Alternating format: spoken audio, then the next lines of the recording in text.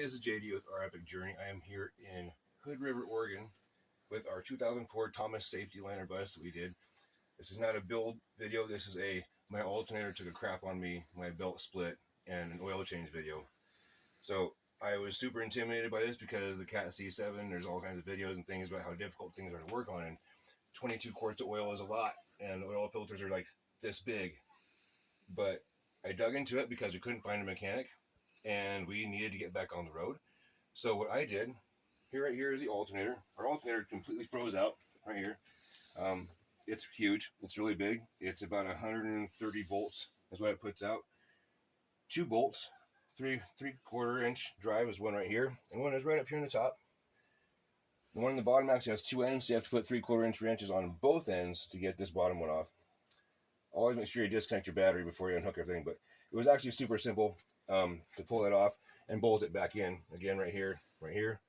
I had to pull the pulley off the front of it, and it's supposed to go back on with 80 foot-pounds of torque, but to be honest with you, I don't have a torque wrench, and so I just put it on as tight as I could.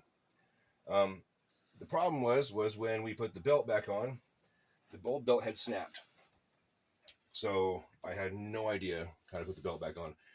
But I can assure you that when you look at it, you're going to go around the main shaft at the bottom here, and then there's the water pump and the alternator, and it just loops up behind. I can draw a picture later, but it actually ended up being pretty easy. A 1/2 inch drive ratchet to adjust the tensioner, and then to get they'll say it's a 3.5 inch oil filter. It's a 4.5 inch oil filter. So we had to drive a huge screwdriver through it to get this thing off and drain the oil in it. But you can totally do this yourself. I did this all with hand tools in an evening. The alternator, the oil change, and the belt. So, don't be intimidated by the fact that you have a giant diesel engine in your Skoolie. Just dig into it, and get to know your bus, and you can totally do it. It's totally doable.